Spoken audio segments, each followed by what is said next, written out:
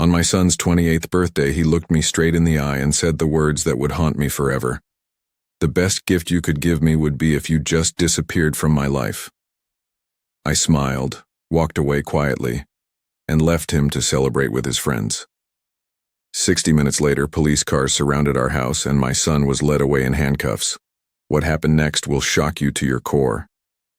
But before we dive into this incredible story, please hit that subscribe button and let me know in the comments where you're watching from.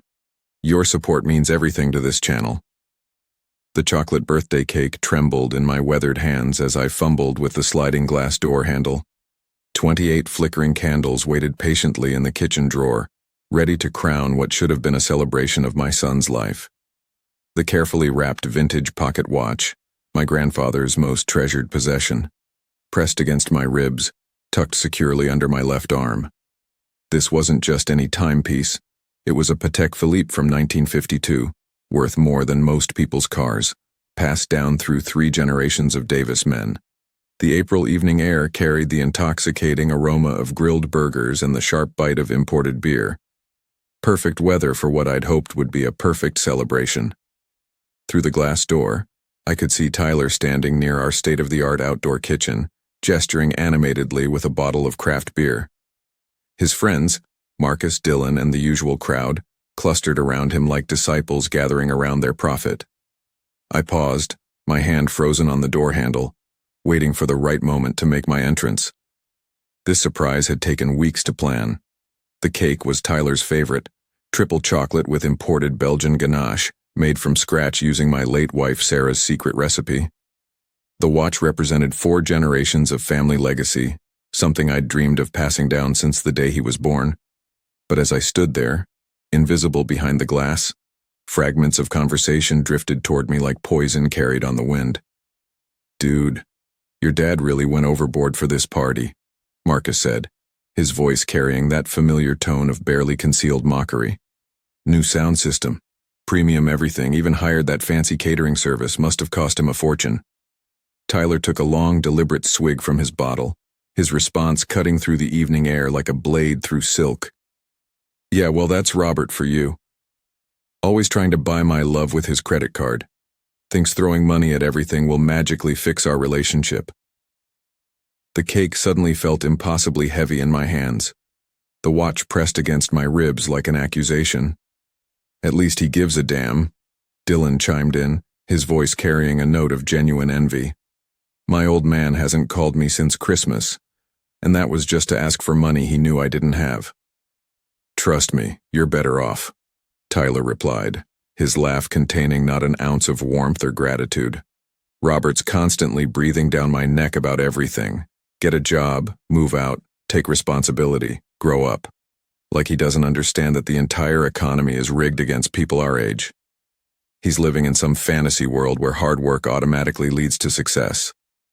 My fingers tightened involuntarily around the cake plate. Through the glass, I watched my son, the baby I'd rocked to sleep thousands of nights, the little boy who'd once called me his hero, gestured dismissively with his beer bottle. "Honestly, guys," Tyler continued, his voice growing louder and more animated as the alcohol loosened his tongue, "the absolute best gift Robert could give me would be if he finally just disappeared from my life forever. I'm so tired of his constant lectures, his disappointed looks, his passive-aggressive comments about my choices. Everything would be so much simpler if he'd just vanish." The words hit me like a physical assault. I stumbled backward, nearly dropping the cake that had taken me 4 hours to perfect. 28 years of memories flashed through my mind in rapid succession. Midnight feedings when Sarah was too exhausted to move, teaching him to ride his first bicycle in this very backyard, cheering from the bleachers at every baseball game even when work demanded 18-hour days, paying for college while he partied his way through 5 different majors, and countless birthdays where I'd watched his eyes light up with genuine joy. All of it reduced to this moment of casual, devastating cruelty. "Who would have thought old Robert was such a control freak?" Marcus agreed, raising his bottle in a mock toast.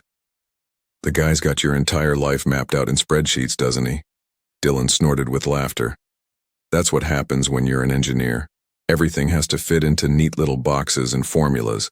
No room for actual human emotion or spontaneity. Exactly. Tyler's voice rose with enthusiasm, clearly enjoying his audience's validation of his resentment. Everything has to be his way or it's wrong. My career choices, my lifestyle, my friends, even my hobbies. Nothing's ever good enough for the great Robert Davis. Sometimes I fantasize about him just packing up and moving to another state where he can't interfere with my decisions anymore. The vintage watch slipped from under my arm, landing with a soft thud on the doormat. I caught it just as my knees threatened to buckle. This watch had survived World War II, the Great Depression, and 70 years of careful preservation. My grandfather had worn it on his wedding day. My father had carried it through Vietnam. I'd planned to continue that legacy tonight, but now it felt like a relic from a family that had never really existed. "You could always just move out yourself," called Jessica from her position at the patio table, not bothering to look up from her phone screen. Her tone carried the casual indifference of someone offering advice about what to order for lunch. "With what money?" Tyler shot back, his voice dripping with practiced self-pity. "He controls every financial aspect of my life, then acts surprised when I can't magically become independent overnight. It's a perfectly designed trap. Keep me dependent, then criticize me for not being self-sufficient. Classic narcissistic parent behavior." More laughter erupted from the group, the sound of young people bonding over shared resentment toward the older generation that had supposedly failed them so spectacularly. I stood there, 62 years old, holding a birthday cake for someone who wished I'd vanish from existence. The candles in the kitchen seemed pointless now. What exactly was I planning to celebrate? My own willful blindness? 28 years of enabling someone who apparently viewed my love as manipulation and my support as control? My hands began to shake, and the cake wobbled dangerously as suppressed memories came flooding back. Tyler's high school graduation, where he'd introduced me to his friends as the guy who pays for stuff. The family Christmas dinner where he'd spent the entire meal scrolling through his phone, barely acknowledging the gifts I'd spent months selecting. The countless times he'd rolled his eyes at my stories, dismissed my advice, or treated my presence like an unwelcome interruption in his real life. Had I been this deliberately oblivious for so long? How many signs had I ignored? How many subtle insults had I rationalized away? How many moments of casual disrespect had I absorbed while telling myself he was just going through a phase? Inside the house, my kitchen waited with birthday decorations I'd hung that morning. Streamers and balloons that suddenly seemed like props in a play nobody wanted to watch. The dining room table groaned under the weight of wrapped presents I'd spent weeks selecting, each one chosen with careful attention to his interests and needs. All of it rendered meaningless by this accidental moment of brutal honesty. The party continued without any awareness of my presence. Tyler had moved closer to the grill, expertly flipping burgers while Marcus told some elaborate story that had everyone laughing. They looked so comfortable, so genuinely happy in their casual mockery of the man who'd provided the house, the food, the electricity, the very ground they stood on. I backed away from the door, the cake still trembling in my grip, the watch feeling like dead weight in my other hand. Through the glass, I could see my son living his truth, enjoying a party funded entirely by someone he wished would disappear forever. Something cold and calculating began to crystallize in my chest. Not hurt anymore. That phase had passed in the first few seconds. This was something more analytical, more precise. I thought about the mortgage payments I'd been making for 5 years since purchasing this house. The utility bills, the property insurance, the taxes, the groceries that filled the refrigerator, the car in the driveway that Tyler drove without permission or gratitude. Everything he'd taken for granted while fantasizing about my permanent absence from his life. I turned toward the kitchen, my mind shifting into the same methodical problem-solving mode that had made me successful in engineering for 35 years. If Tyler wanted me gone so desperately, perhaps it was time to grant his birthday wish. But not in the way he expected. Not as the defeated, guilt-ridden father he clearly expected to manipulate indefinitely. The cake could wait in the refrigerator. The candles could wait in the drawer. First, I needed to make some very important phone calls. 15 minutes had passed since I'd retreated to the sanctuary of my kitchen. The birthday cake sat abandoned on the granite countertop, its perfect frosting slightly melted from my trembling hands. I'd spent that time pacing between the refrigerator and the window, watching my son continue his celebration, while I processed the complete devastation of everything I'd believed about our relationship. But now the shock was transforming into something sharper, more focused.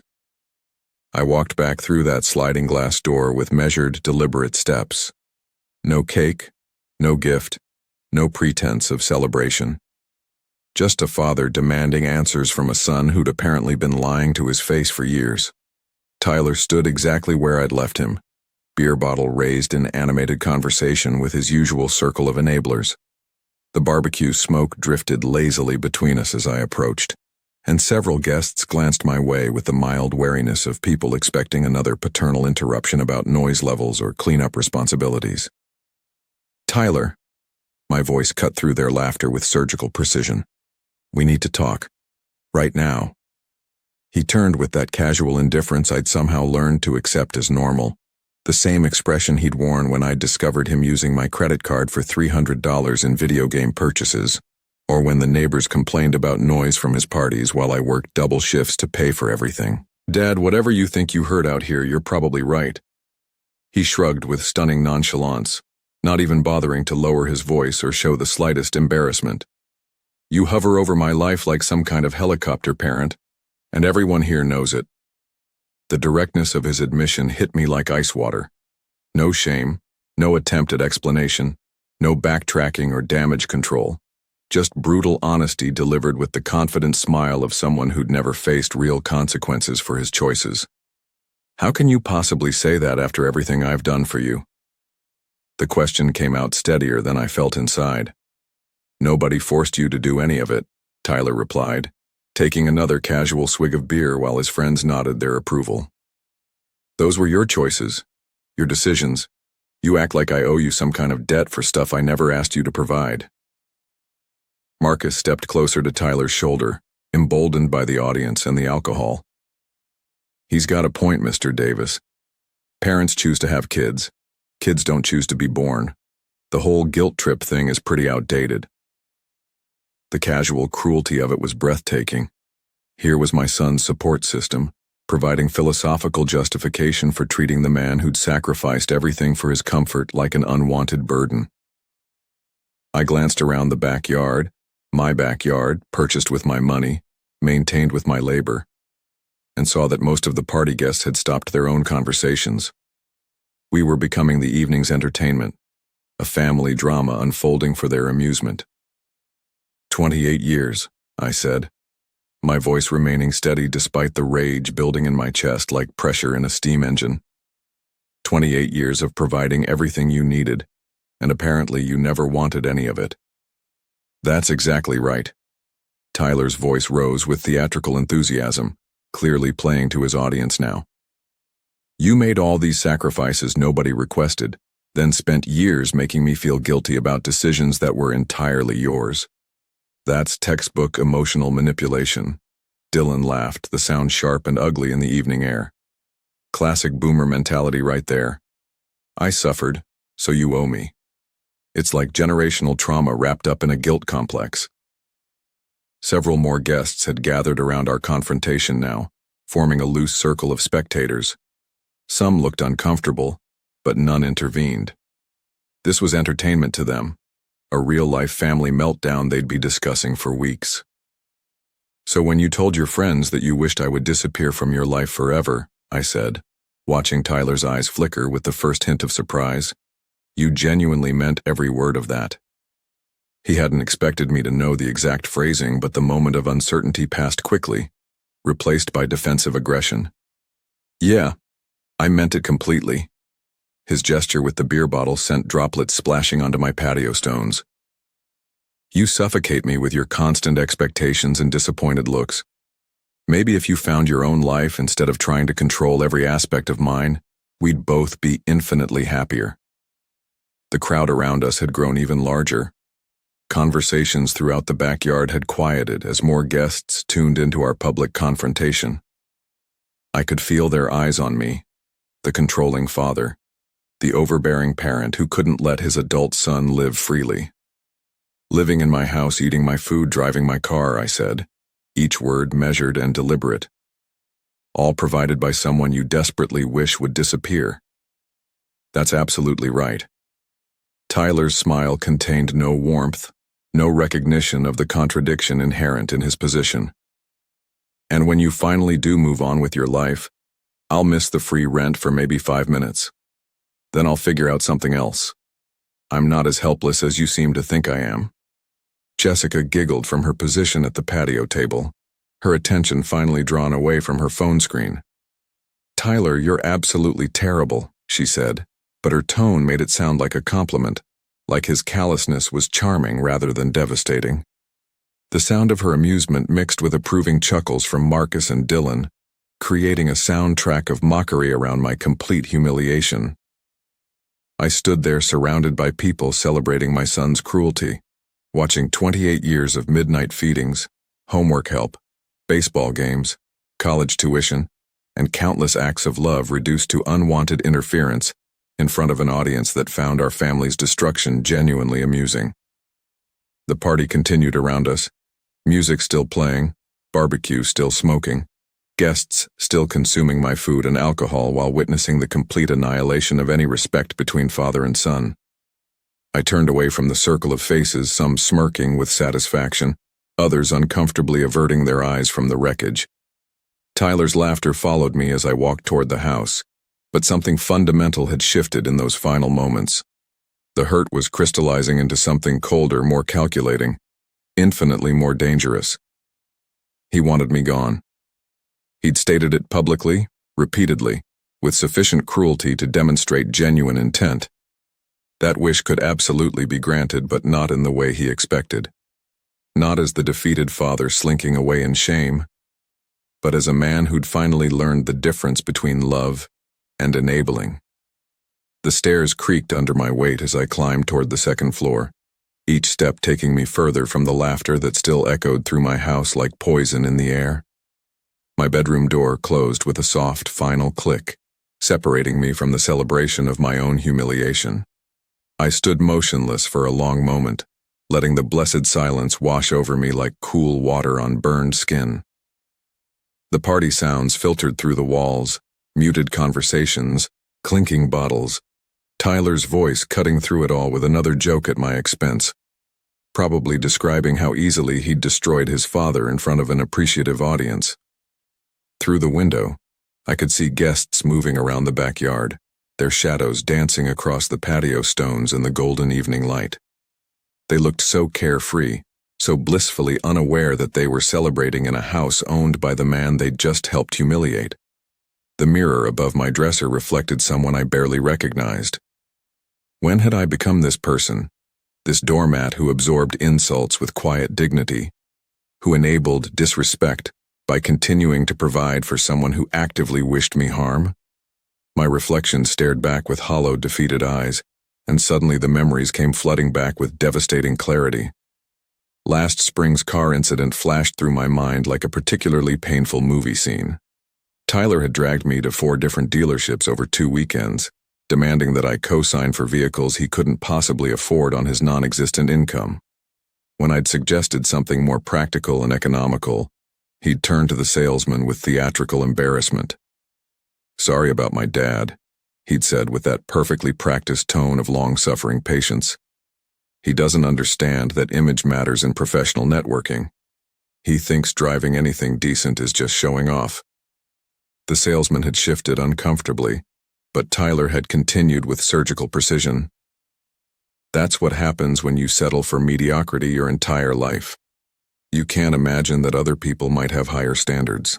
I'd stood there, checkbook literally in hand, absorbing this public humiliation while still preparing to help him get the transportation he claimed to need for job interviews that, I later discovered, he'd never actually scheduled. The used BMW we'd finally settled on had cost me $18,000. He'd complained about its color, its mileage, and its lack of premium features for months afterward. Another memory surfaced with equal venom.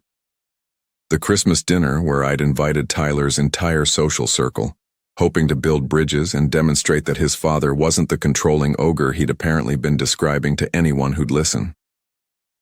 "Actually, Mr. Davis," Marcus had said over the prime rib I'd spent 2 days preparing, "Tyler tells us you're pretty controlling about most things.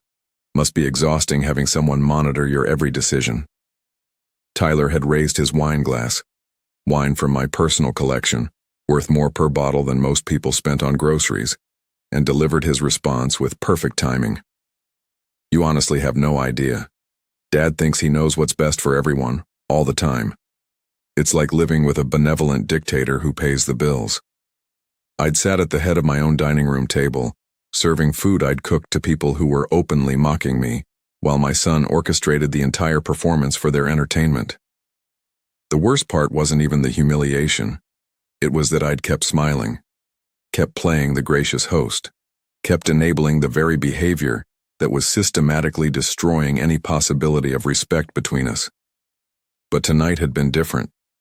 Tonight, Tyler had finally revealed his true feelings without any pretense or filter, and something inside me had shifted permanently and irreversibly. I walked to the window and looked down at the backyard scene below.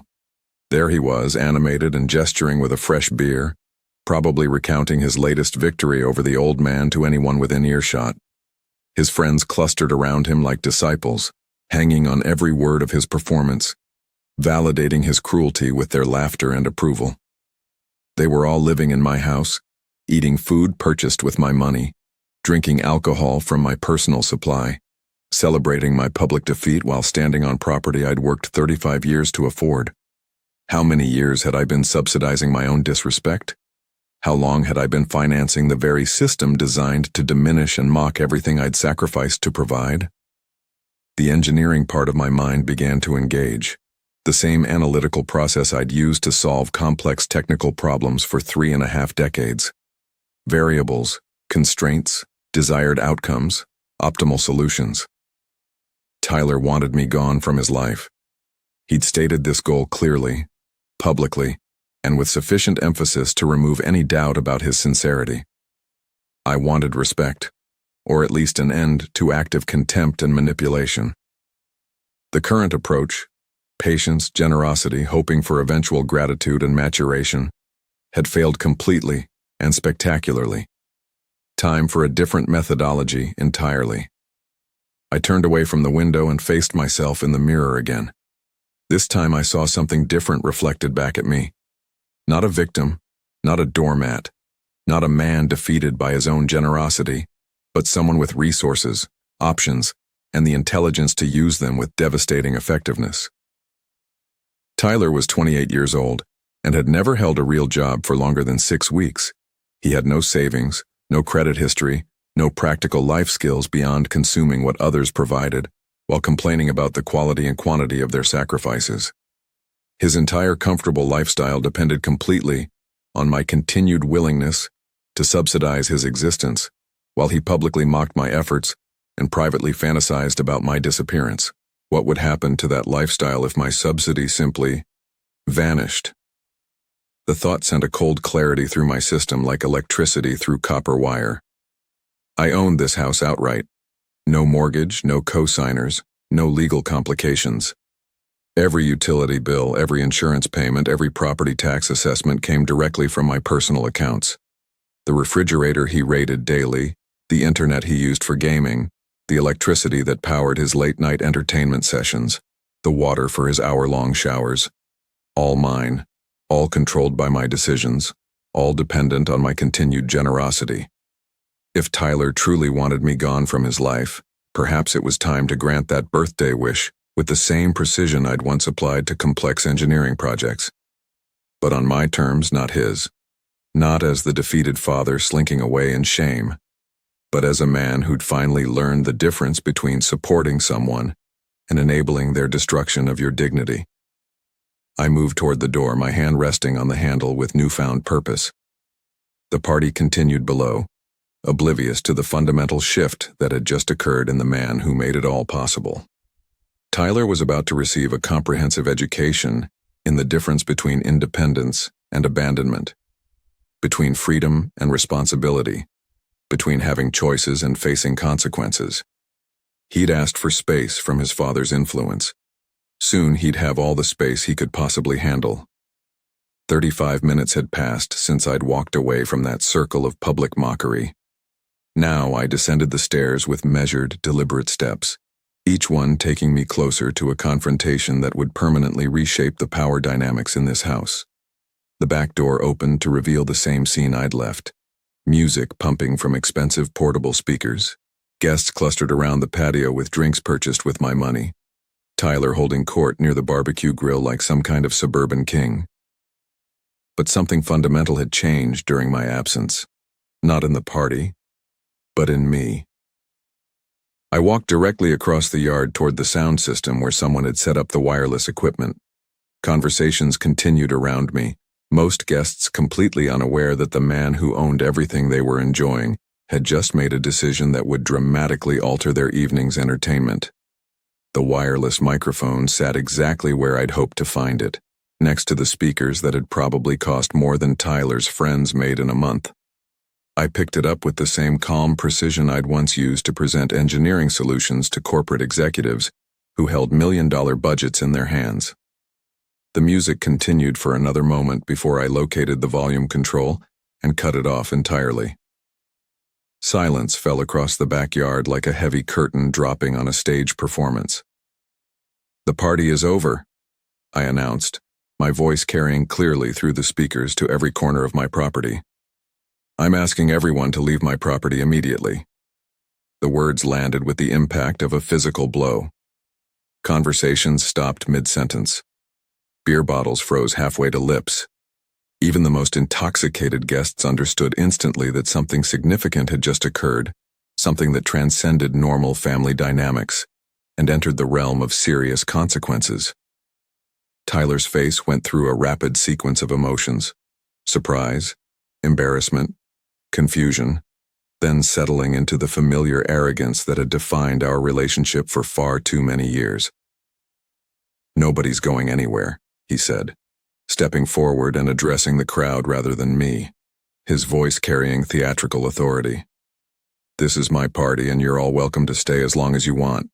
This is my home too." Marcus immediately moved to Tyler's side, his support as predictable as sunrise, his loyalty as misguided as it was absolute. "Come on, Robert.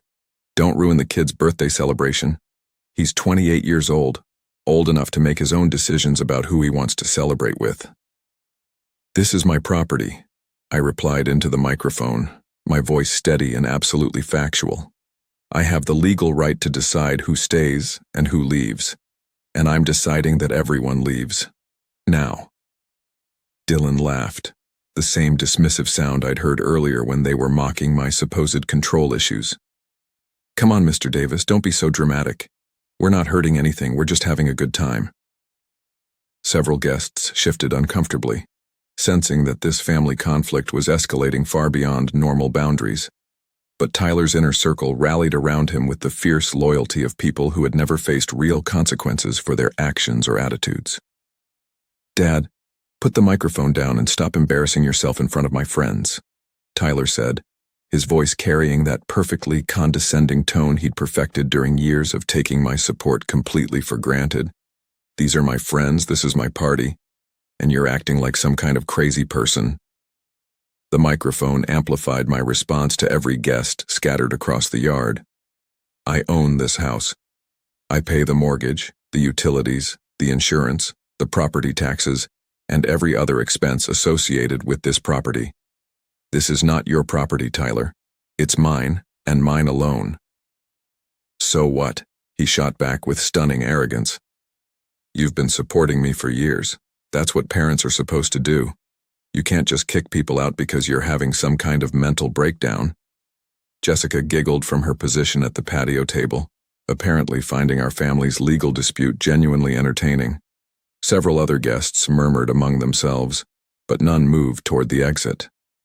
They were treating this like dinner theater, a real-life drama unfolding for their amusement. "Actually, I can do exactly that," I said, the microphone ensuring my words reached everyone clearly and unmistakably. Any property owner has the absolute right to ask people to leave their property. If they refuse, it becomes criminal trespassing. The casual certainty in my voice seemed to penetrate even Tyler's alcohol-fueled confidence. He looked around at his friends, seeking the same support that had emboldened him during our earlier confrontation. But some of them were starting to look genuinely uncomfortable with the legal implications of what I was describing. "You're not serious," Marcus said, but his tone had lost some of its earlier dismissiveness. "You wouldn't actually call the police on your own son's birthday party. That's completely insane." "Watch me," I replied, setting the microphone down on the table and turning toward the house with absolute determination. "You have exactly 5 minutes to leave voluntarily. After that, the police will remove you as trespassers, and I'll press charges against anyone who remains." Tyler's voice rose behind me, no longer controlled mockery, but something approaching genuine panic. "Dad, you can't do this. These people are my friends. This is completely unreasonable." I paused at the back door and looked over the gathering one final time. 30 people who had spent the evening consuming my hospitality, while celebrating my public humiliation, enjoying my food and drink while mocking the man who'd provided everything they were taking for granted. "You wanted me gone from your life," I said, my voice carrying without amplification across the suddenly quiet backyard. "This is exactly how that works. When I'm gone, my house goes with me. My food goes with me. My electricity goes with me. Everything you've been taking for granted disappears along with the person you wished would vanish." The door closed behind me with a soft but definitive click, muffling the eruption of panicked voices that followed. Through the kitchen window, I could see guests looking toward the house with genuine uncertainty, some already moving toward the side gate with worried expressions. I walked to the wall phone and dialed 911 with the same methodical precision I'd once used to solve complex engineering problems. 911, what's your emergency? "This is Robert Davis at 1247 Maple Street. I need officers to remove trespassers from my private property. I've asked them to leave, and they've refused." "Are you in any immediate danger, sir?" "No immediate danger, but they're refusing to leave my property after being clearly instructed to do so." "We'll have officers there within 20 minutes. 20 minutes to watch Tyler learn the difference between empty threats and actual consequences. 20 minutes for him to understand that wishing his father would disappear came with implications he'd never bothered to consider. I hung up the phone and returned to the window, watching the first signs of genuine panic begin to spread through the crowd as they realized I wasn't bluffing about anything. 28 minutes after my phone call, red and blue lights swept across the backyard like lighthouse beams cutting through the darkness of Tyler's delusions. The party's casual atmosphere evaporated instantly as guests noticed the patrol car pulling into my driveway with official authority. Officer James Rodriguez appeared first through the side gate, his uniform and badge immediately commanding the attention of every person on my property. His partner, Officer Linda Chen, followed close behind, both carrying the unmistakable presence that comes with legal power and the authority to enforce it without negotiation. "Who called for police assistance?" Officer Rodriguez asked, his voice carrying the professional neutrality I'd expected from suburban law enforcement. "I did," I said, stepping forward from my position near the back door. "This is my property, and I asked these people to end their party and leave. They refused to comply with my request." Rodriguez nodded, pulling out a small notepad while surveying the crowd of guests who had suddenly become very interested in their drinks and quiet conversations. The music had stopped completely, leaving only the sound of nervous laughter and whispered discussions about what might happen next. "Can you provide verification of property ownership, sir?" he asked with standard procedure efficiency. I handed him my driver's license and the property tax statement I'd retrieved while waiting for their arrival. 30 years of home ownership had taught me the crucial importance of proper documentation in situations like these. Officer Chen stepped toward the center of the patio, her voice cutting through the evening air with official clarity. "Everyone present needs to leave this private property immediately. The property owner has requested your departure, and continued presence constitutes criminal trespassing under California state law." The reaction was immediate and telling. Several guests near the garden area quickly began gathering their belongings, clearly uncomfortable with police involvement in what they'd assumed was simply a family dispute that would blow over. Others looked toward Tyler, seeking guidance from someone who had absolutely no legal authority to provide it. "This isn't fair," Jessica protested, her voice rising above the general murmur of confusion. "We had permission to be here. Tyler invited us." "Ma'am," Chen replied with the patience of someone who'd handled similar situations countless times. "Adult children living in their parents' homes do not have the legal right to authorize guests against the property owner's explicit wishes." Tyler stepped forward, his earlier confidence shaken but not entirely broken, still clinging to the belief that his desires mattered more than legal reality. "Officers, this is completely ridiculous," he said with theatrical indignation. "It's my birthday party, and my father is just being vindictive because we had an argument. This is my home too." Rodriguez turned his attention to my son with professional detachment that must have been unsettling for someone accustomed to emotional manipulation working in his favor. "Sir, family disputes don't change property law in any way. If your father owns this property and wants guests to leave, they need to comply immediately." I watched from my position near the house as the crowd began to thin significantly.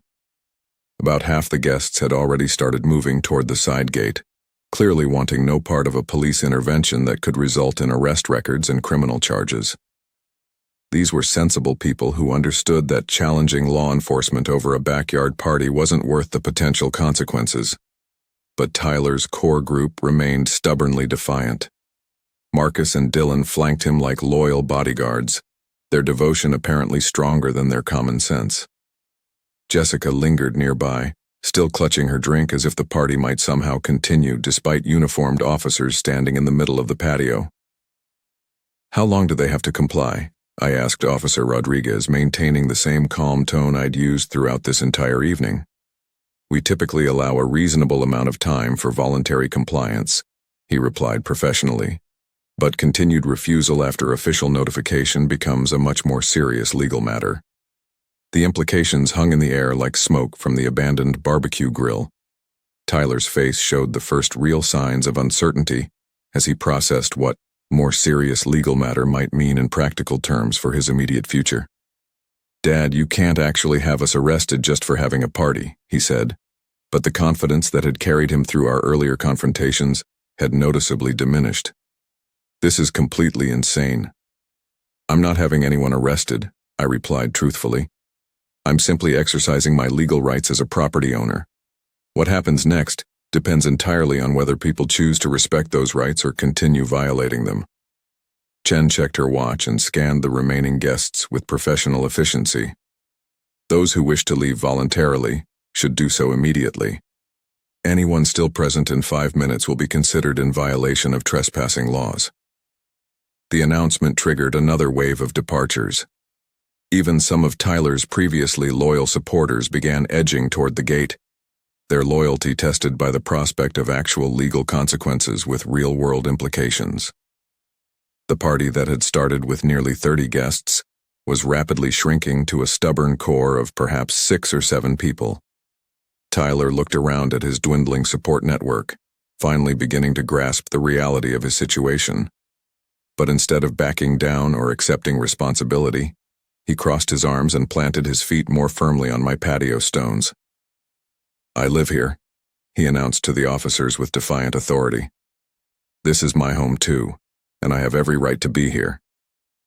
Officer Rodriguez's patience had reached its professional limit. He stepped closer to Tyler, his hand moving toward the handcuffs on his belt with practiced, efficient movement. "Young man, you are breaking the law," he said with absolute finality. "This is your final opportunity to leave voluntarily." Tyler's response came with the same arrogance that had defined our relationship for years, but now it carried the weight of genuine legal consequences that he'd never had to face before. "I'm not going anywhere," he declared with stunning defiance. "This is ridiculous. You can't arrest someone for being at their own house." "Actually, we can," Chen said, moving to flank Tyler from the left, her positioning professional and absolutely deliberate. "You don't own this property, and you've been ordered to leave by the legal owner. The reality of his situation seemed to hit Tyler like ice water. His eyes darted between the two officers, then toward me standing near the back door, then to his remaining friends who watched in stunned silence as their comfortable evening transformed into a genuine legal crisis. "Dad, tell them this is crazy," Tyler pleaded, his voice cracking slightly. "I live here. This is my home." "You live here by my permission," I replied calmly, each word carrying the weight of 28 years of accumulated decisions. "Permission I'm now withdrawing." Rodriguez stepped forward with handcuffs visible, his voice carrying the authority of someone who'd done this hundreds of times before. "Turn around and place your hands behind your back." "Are you serious right now?" Tyler's voice broke completely, the first sign that his bravado was finally giving way to genuine fear. "You're actually going to arrest me?" "Turn around. Now." The moment stretched like a taut wire about to snap. I watched my son's face cycle through disbelief, rage, desperate panic, and finally something approaching comprehension, as he realized that 28 years of avoiding consequences had just come to an abrupt, irreversible end. Tyler slowly turned around, his movements stiff with resentment and disbelief. The metallic click of handcuffs closing around his wrists echoed across the suddenly empty patio, with the finality of a door slamming shut on his childhood. "Tyler Davis, you're under arrest for criminal trespassing and failure to comply with lawful orders," Rodriguez stated with professional neutrality. "You have the right to remain silent. Anything you say can and will be used against you in a court of law." Jessica gasped from her position near the abandoned barbecue grill, her hand flying to her mouth in theatrical shock. "This can't be happening. Robert, you can't let them arrest your own son." I met her horrified gaze with the same calm determination I'd maintained throughout the evening. "I'm not letting them do anything. I called them specifically because Tyler refused to respect my property rights." As the officers began walking Tyler toward the side gate, he twisted around to face me, his expression transforming into something I'd never seen before. Genuine hatred mixed with complete disbelief and the dawning realization that his comfortable world was crumbling. "Dad, I will never forgive you for this," he snarled with venom I didn't know he possessed. "You think you've won something, but you just made the biggest mistake of your entire pathetic life." The poison in his voice would have devastated me just hours earlier. Now it simply confirmed that my decision to take drastic action had been absolutely correct. A son who could speak to his father with such raw hatred while being arrested for trespassing on his father's property had forfeited any claim to family loyalty or continued support. "We'll see," I replied quietly. Rodriguez opened the rear door of the patrol car, his hand guiding Tyler's head as he was placed into the back seat. Through the window, I could see my son's face contorted with rage, his mouth moving in what I assumed were additional threats I was grateful not to hear clearly. Marcus stepped forward, his earlier confidence completely evaporated, replaced by the helpless confusion of someone watching their worldview collapse in real time. "Officer, how long will he be held? When can we bail him out?" "That depends on the charges and the judge's decision," Chen replied with standard procedure efficiency. "Criminal trespassing can carry a sentence of up to 30 days in county jail, plus significant fines." 30 days. The number settled into my mind with perfect satisfaction. 30 days would give me more than adequate time to implement the changes I'd been contemplating during my transformation upstairs. The patrol car's engine started, and red and blue lights began rotating again as the vehicle backed out of my driveway. I watched from my position on the back porch as my son was driven away, officially in police custody, finally facing real consequences for his choices and his words. Jessica stood crying near the abandoned party decorations, while Marcus and Dylan gathered empty bottles with the confused efficiency of people who didn't know what else to do with themselves. The party was over in every conceivable sense, and my backyard belonged to me again. Within minutes, even Tyler's closest supporters had gathered their belongings and left through the side gate. The expensive sound equipment sat silent in the evening air, paper plates and plastic cups scattered across surfaces I'd be cleaning tomorrow. But tonight, I stood alone in my reclaimed space, listening to the blessed silence that had replaced years of disrespectful noise. The real work was just beginning. The first morning without Tyler's presence felt like stepping into an entirely different house. Coffee brewed in absolute peaceful silence while I sat at the kitchen table, no longer listening for the sounds of complaints or demands echoing from upstairs. No more footsteps overhead at 2 a.m., no more loud phone conversations that went on for hours, no more entitled demands for money or rides or emotional support that was never reciprocated. A quick phone call to the county clerk's office confirmed what Officer Chen had mentioned the night before. Tyler would serve 30 days for criminal trespassing and disorderly conduct. His release date was scheduled for May 15th at 9 a.m. 30 days, exactly 1 month to implement the plan that had crystallized during those final moments of his arrest. Over the following days, I began working with the same methodical precision that had defined my engineering career for 3.5 decades. The first step involved gathering comprehensive information about Tyler's actual financial situation versus the comfortable fantasy he'd been living at my expense.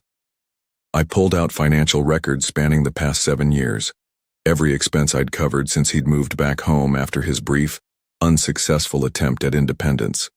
The numbers were staggering when compiled systematically. Rent equivalent in our neighborhood, $3,200 monthly. Utilities average $425. Food costs I'd covered, roughly $500 monthly. Insurance, maintenance, property taxes, and incidental expenses brought his true cost of living to approximately $4,800 per month. Nearly $58,000 annually.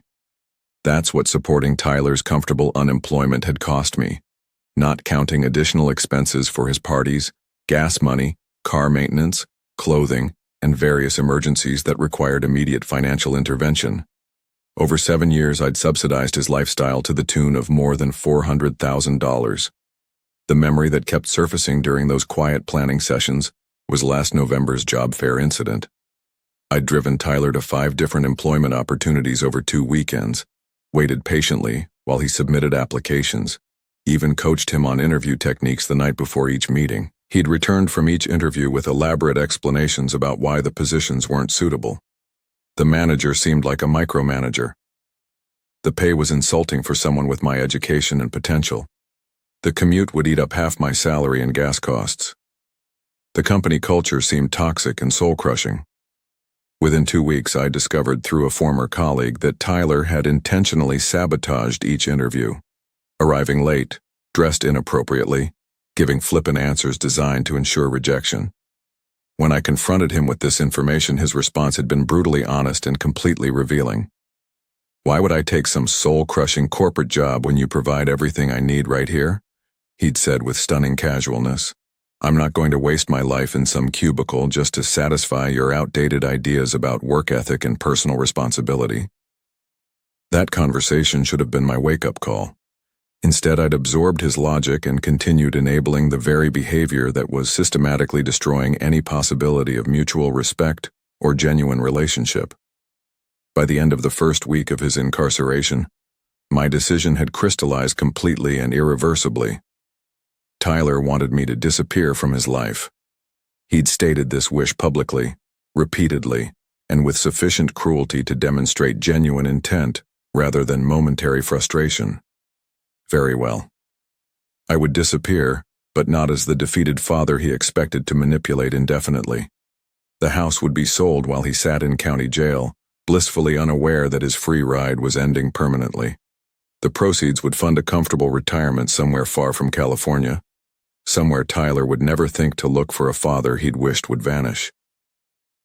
I spent the second week researching retirement communities in different states, places where $850,000 could buy a modest home and provide years of peaceful independence.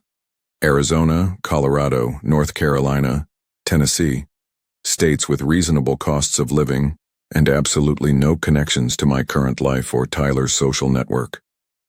Tyler's threats during his arrest had made one thing perfectly clear. He viewed me as an obstacle to be overcome rather than a father to be respected. His promise that I would regret enforcing boundaries was exactly the kind of manipulative language I'd been tolerating and enabling for far too many years.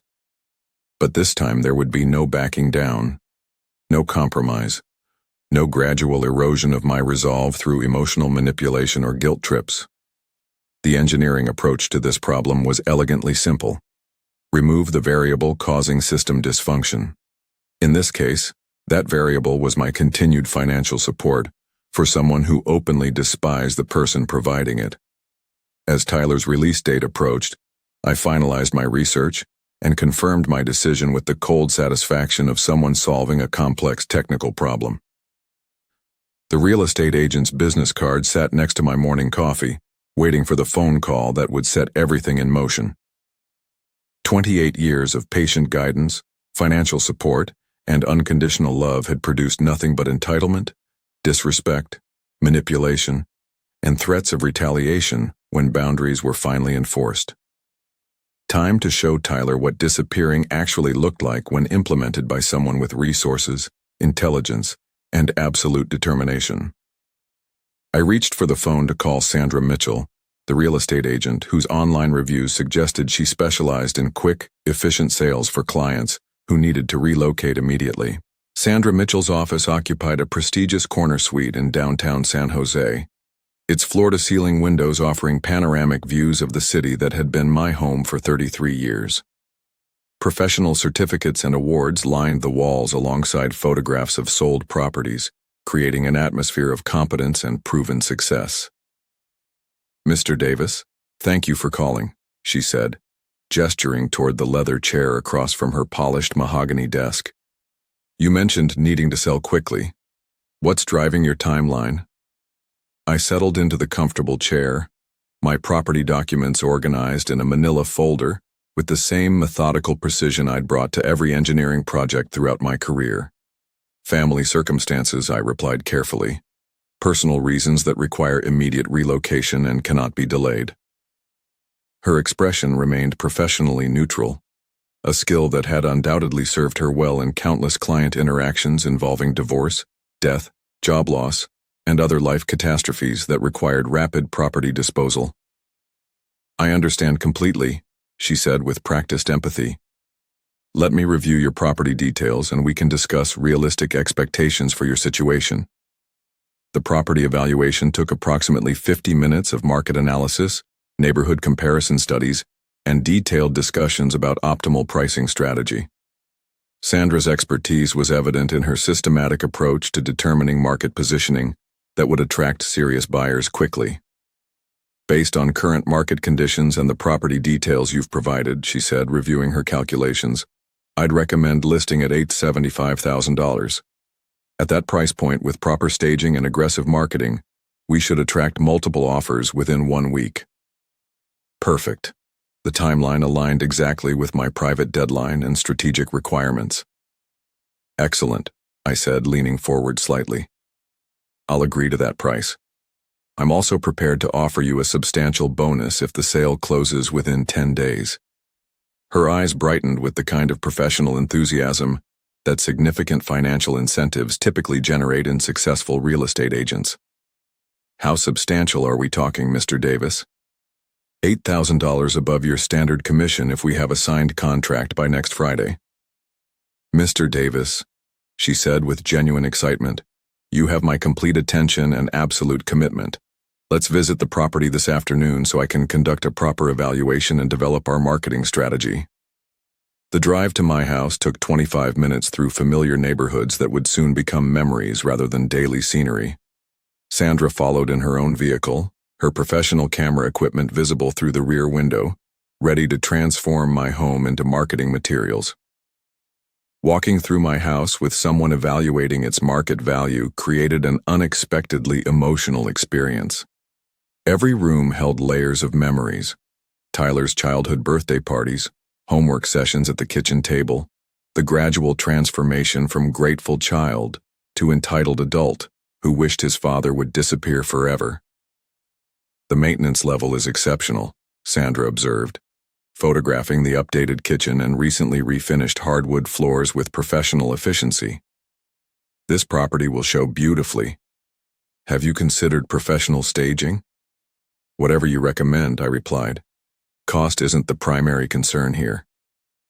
She moved through each room with practiced efficiency, noting architectural details, natural lighting, and the kinds of features that attract buyers in our competitive market. Her assessment confirmed what my research had suggested.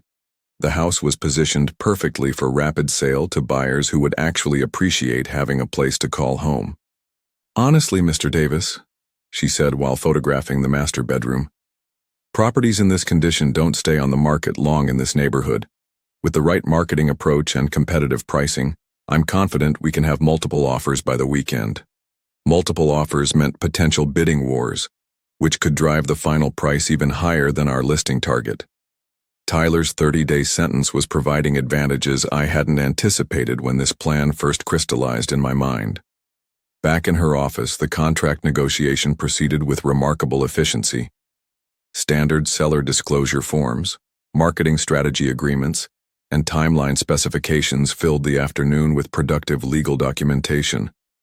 I'll have professional photographs taken tomorrow morning, Sandra explained while organizing the signed paperwork with impressive competence. Listing goes live Thursday, open house scheduled for Saturday and Sunday. Given the urgency and bonus structure, this property gets absolute priority in my schedule. The bonus arrangement was structured as performance-based compensation, entirely legal and professionally appropriate. $8,000 represented substantial motivation for an agent whose annual income depended on successful closings and satisfied clients.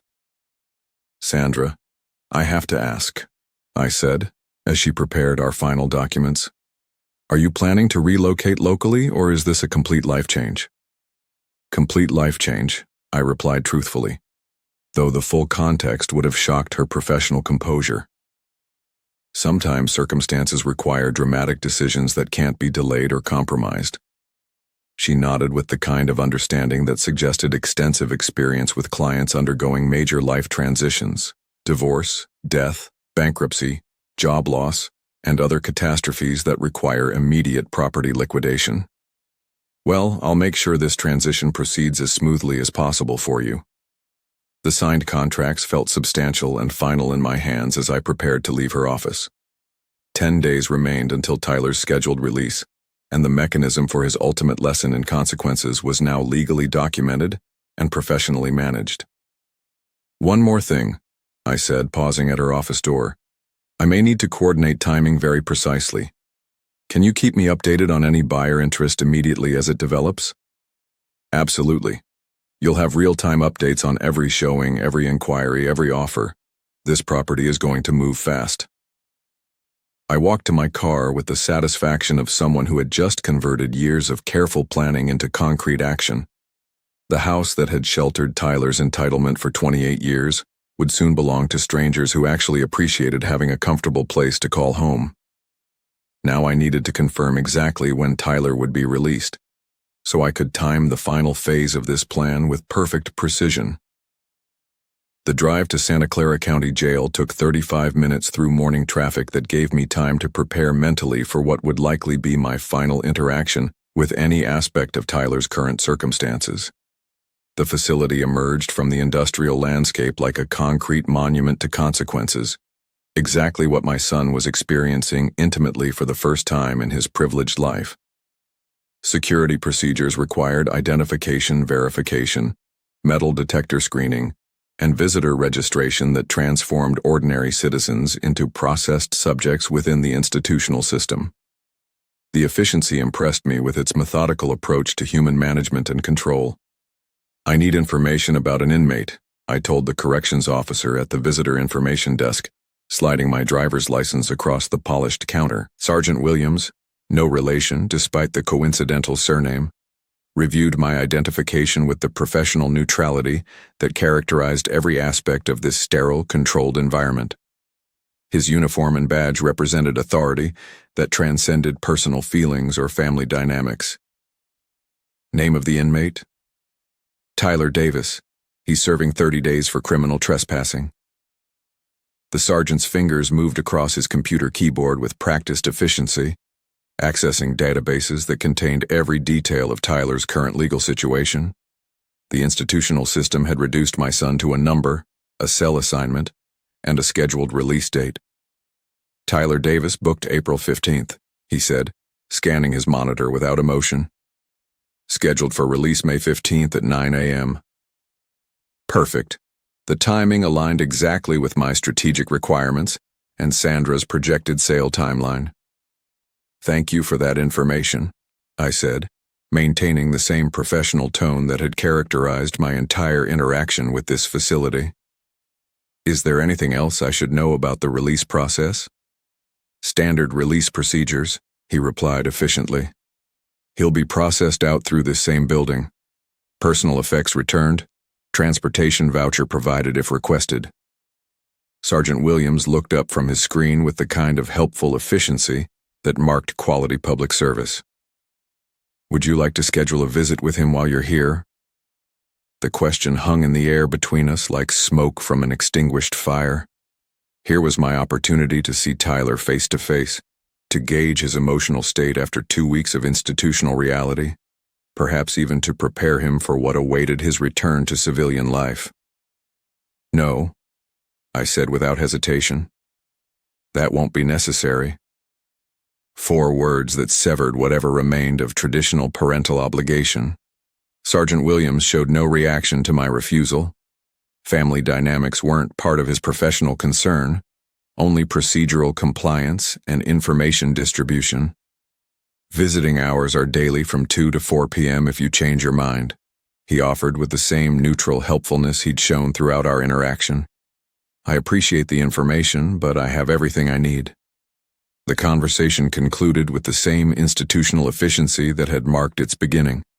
No personal questions, no judgment about family relationships, no curiosity about my reasons for gathering release information without visiting my incarcerated son.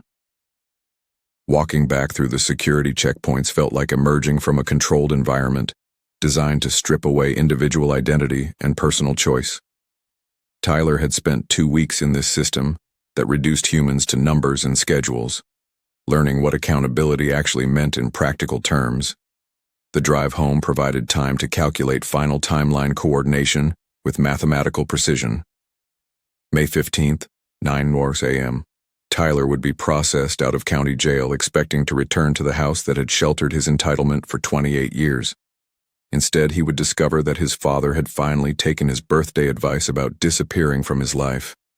Sandra's real estate expertise suggested the property would likely sell by this weekend, giving me several days to coordinate closing procedures with Tyler's release timing. The house that had enabled his disrespect would belong to strangers who appreciated having a place to call home. The engineering precision of this revenge plan satisfied every aspect of my methodical nature. Variables controlled, timelines synchronized, resources allocated efficiently, and desired outcome guaranteed through legal channels that Tyler himself had initiated through his choices and behavior. Back in my driveway, I sat in the car for a moment, contemplating the house that would soon cease to be my responsibility or my burden. Every mortgage payment, every utility bill, every maintenance expense had subsidized someone who wished I would disappear from his life forever. Tomorrow I would coordinate with Sandra about showing schedules and potential buyer interest. The institutional visit had confirmed that Tyler remained exactly where consequences had placed him, unaware that his father was implementing the ultimate lesson in gratitude and respect. By the time he walked out of county jail 3 weeks from now, the home he'd taken for granted would be an escrow to buyers who actually wanted to live there. My phone rang as I reached the front door. Sandra's name appeared on the caller ID, probably with updates about buyer interest or showing appointments. Hello, Sandra. Robert, wonderful news, came her excited voice through the phone. The Morrison family has made a full asking price offer. Cash deal, no contingencies, ready to close next week. Perfect timing. Tyler would be released on May 15th, giving him just enough time to return home before discovering that home no longer existed in any meaningful sense. Outstanding work, Sandra. That bonus is well earned. The next 7 days compressed into a whirlwind of final arrangements that would have impressed any project manager. Moving trucks, document signings, key transfers, and the careful coordination of a revenge plan 3 weeks in the making. David and Lisa Morrison arrived with their 2 teenage children and genuine excitement about starting fresh in a home they'd actually appreciate. Their enthusiasm reminded me of my own feelings when I'd first bought this house 33 years ago, back when Tyler still believed his father was a hero, rather than an obstacle to overcome. "Mr. Davis, thank you so much for accepting our offer so quickly," Lisa said as their kids explored what had been Tyler's childhood home. "We know you needed to sell fast." "Life circumstances change rapidly sometimes," I replied, handing David the garage door opener and house keys. The symbolic weight of transferring ownership to people who would actually care for this property felt surprisingly satisfying. "I do have one small favor to ask," I continued, pulling out a sealed envelope with Tyler's name written in my careful engineering script. "My son has been traveling and may stop by tomorrow, not knowing about the sale. Could you give him this note?" Lisa accepted it with the helpful courtesy that characterized people who understood the complexity of family logistics during major life transitions. The note's contents had been carefully crafted over several drafts, designed to be brief, emotionally neutral, and devastatingly final. "Tyler, you said you wanted me to disappear from your life forever. I've decided to grant your birthday wish. The house has been sold. I am relocating permanently and will be unreachable indefinitely. You now have the complete independence you've always demanded. Robert." 58 words that summarize 28 years of financial support, emotional investment, and accumulated disrespect. No forwarding address, no explanation of future plans, no opportunity for negotiation or emotional manipulation. After the Morrison family settled into their new home, I walked next door to my neighbor Frank's house with a single suitcase and a request that would position me perfectly for tomorrow's revelation. Frank had been my neighbor for 18 years, a reliable man who helped with snow removal, accepted packages when I traveled for work, and maintained the comfortable boundaries of mutual respect without excessive personal intrusion. "Can I stay with you for a couple days, Frank? I'm between living situations." "Of course, Robert. What happened with the house?" He stepped aside to let me enter his familiar living room, where I'd occasionally shared coffee and neighborhood updates over the years. "I sold it. Time for major changes in my life." His expression showed genuine concern mixed with natural curiosity, but Frank had always possessed the wisdom to avoid prying into personal matters that weren't offered freely. "What about Tyler? Where will he stay when he gets back from wherever he's been?" "Tyler is 28 years old," I replied with finality. "He'll figure out his own arrangements." Something in my tone must have conveyed the permanence of that statement, because Frank nodded without pursuing the subject further. His guest room was comfortable and, more importantly, positioned with a perfect view of my former home's front entrance. That evening, I sat by Frank's window, watching the Morrison family unpack boxes and arrange furniture in rooms where Tyler had spent years taking my generosity completely for granted. Tomorrow morning he would walk up that driveway expecting to resume his comfortable lifestyle of unemployment, subsidized by parental enabling. Instead, he would meet strangers who owned everything he'd assumed would always be available for his use. The engineering precision of this revenge plan satisfied every aspect of my methodical nature. Variables controlled, timelines synchronized, resources allocated efficiently, and desired outcome guaranteed through legal channels that Tyler himself had initiated with his birthday wish. Frank knocked on the guest room door around 10 p.m., bringing fresh towels and the kind of practical hospitality that had characterized our entire friendship. "Everything you need in here, Robert." "Everything's perfect, Frank. Thank you for the accommodation. Stay as long as necessary.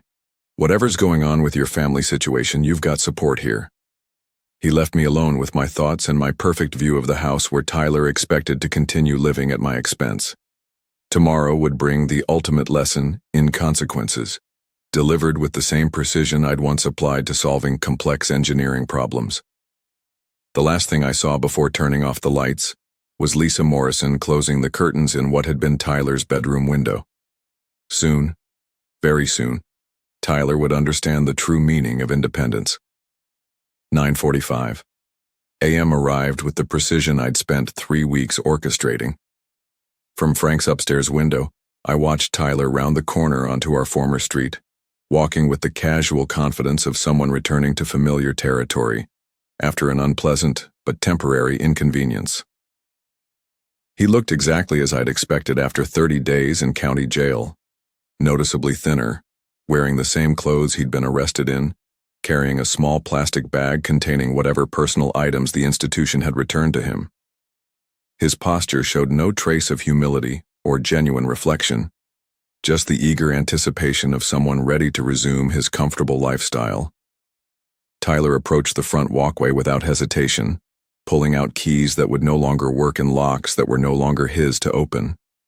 The sight of him reaching confidently for a door that belonged to strangers struck me as the perfect metaphor for everything wrong with our relationship over the past decade. The Morrison children were playing in the front yard, while David unloaded boxes from their moving truck. The sound of unfamiliar voices and activity made Tyler pause mid-stride, his expression shifting from confidence to confusion as he processed the scene before him. "Excuse me," he called out, his voice carrying that familiar entitled tone I'd heard countless times when he wanted something from people he considered beneath his attention. "Who are you people and what are you doing in my house?" David straightened from the moving box he'd been lifting, his expression showing the polite confusion of someone encountering an unexpected and potentially problematic situation. "Sorry, friend, but this is our house now," he replied with careful courtesy. "We bought it last week." "That's impossible," Tyler said, his voice rising with the kind of indignation he'd perfected over years of having his version of reality challenged by inconvenient facts. "I live here. This is my family's home."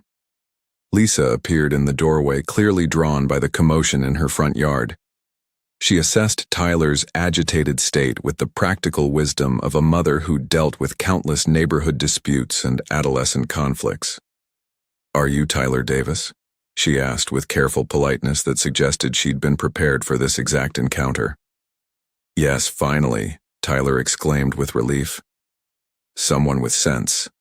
Now please explain why strangers are in my house with all their belongings." "The previous owner left something for you," Lisa said, disappearing briefly into the house before returning with the sealed envelope that contained 3 weeks of careful planning, condensed into 58 devastating words. Tyler accepted the envelope, with the suspicious reluctance of someone who'd learned to expect bad news from official-looking documents. His fingers trembled slightly as he tore open the seal, the first physical sign that some part of him understood this moment would change everything. I leaned forward against Frank's window, watching my son's face as he read the note that would complete his education in consequences and gratitude. The progression across his features was exactly what I'd anticipated: confusion, disbelief, growing comprehension, and finally devastating realization.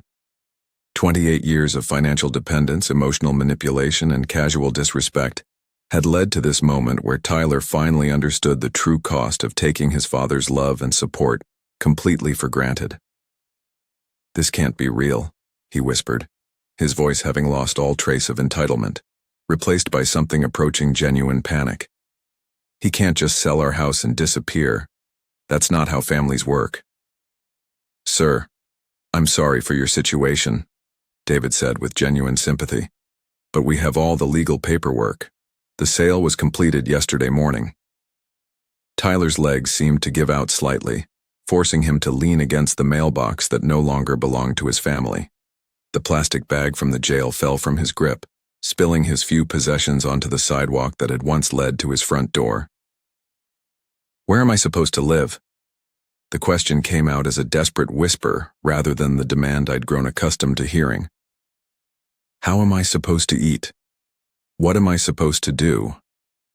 Lisa and David exchanged uncomfortable glances, clearly sympathetic, but uncertain how to help someone whose father had deliberately orchestrated his homelessness as a lesson in consequences.